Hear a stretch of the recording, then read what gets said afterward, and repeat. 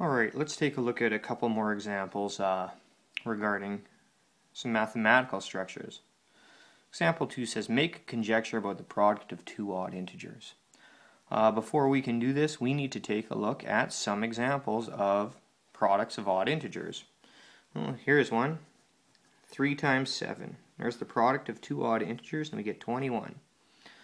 Let's see, what else do we have? 3 times 9 is 27. Alright, let's take a look. 5 times 13 is equal to 65. Those are two odd integers. Some more complicated ones. Let's see, 21 times 19. What's 21 times 19? Quickly work that out.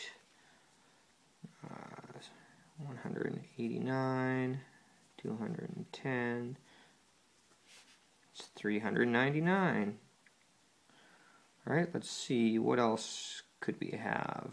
Let's do 17 times 53.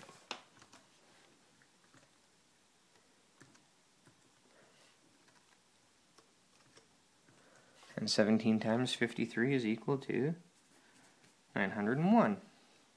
Alright.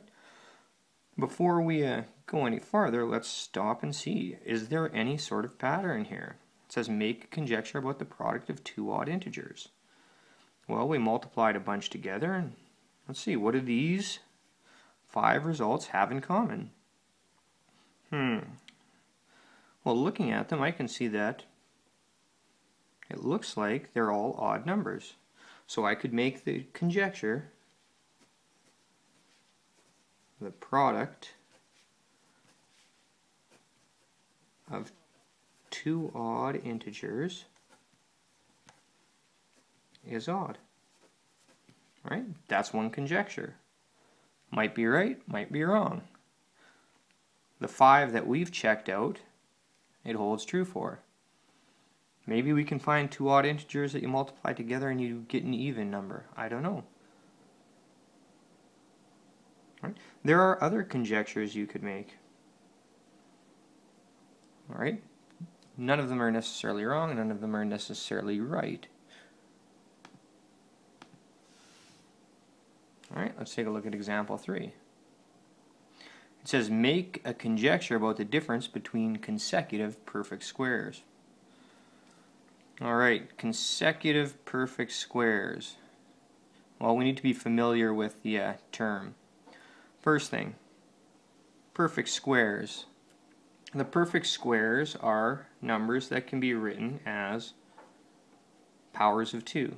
So, for example, 1, 4, 9, 16, 25, 36, 49, what's the next one? 64, 81, 100, and so on. Those are the perfect squares. Okay. Consecutive perfect squares means you need to take two that are side by side. So let's check it out. What do we have? Let's see. Let's see, they talk about the difference. Difference means subtract. So let's see, 4 minus 1 is 3. 9 minus 4 is 5. 16 minus 9 is 7. 25 minus 16 is equal to 9.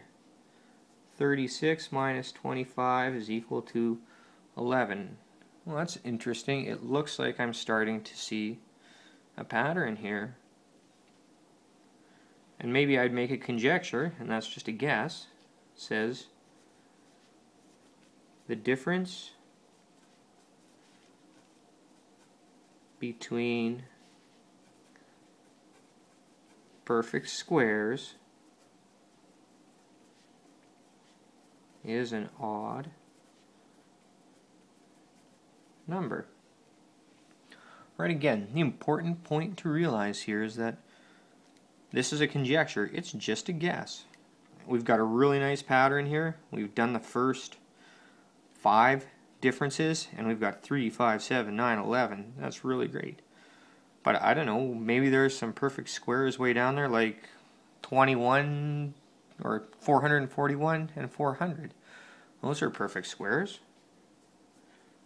441 minus 400. Oh, that gives me 41. That's still an odd number. Maybe it's true. Maybe the difference between perfect squares isn't always an odd number. Maybe it's not. We just don't know right now. All right, one last mathematical example. And for this example, we're going to take a look at GeoGebra. It says, make a conjecture about the shape that is created by joining the midpoints of adjacent sides in any quadrilateral. I'm going to show you how we can do this using GeoGebra. Alright, so let's get GeoGebra fired up. Make the window big, and we're going to get rid of the axes. I'm going to click on the point tool and draw 4 points. Those are the 4 corners of my quadrilateral. Now I'm going to use the segment tool to connect the points. A to B, B to C, C to D, and D to A. Next step, I'm going to grab the midpoint tool. Oh, yeah, there's the midpoint tool. I'm going to click on each segment, and it is going to automatically put a point at the midpoint. Finally, I'm going to connect the midpoints using the polygon tool. There we go. You can see right now it looks like connecting the midpoints gave me a rectangle. Let's see if that always works. Well, as I move these points here, it's not always a rectangle, but it sure looks like no matter where I move the corners of my original quadrilateral, I'm getting a parallelogram at the very least. And so maybe that is what we should make for a conjecture. Perhaps if you connect the midpoints of a quadrilateral, you will always get a parallelogram. So the conjecture that we can make now that we've seen it demonstrated in GeoGebra is maybe that the shape created by connecting the midpoints of a quadrilateral is a parallelogram. Alright, so conjectures are guesses we make about patterns in numbers after we've found some evidence. Alright, a conjecture is not just a blind guess, it's based on a pattern that we seem to observe. For example, that the product of 2 odd integers is odd, or that the difference between perfect squares is an odd number, or that the shape created by connecting the midpoints of a quadrilateral is a parallelogram. Alright, now you guys are going to do some practice making conjectures. If you take a look at pages 12 to 15, numbers 2, 3, 5, 6, 7, 9, 11, 14, 16, and 20.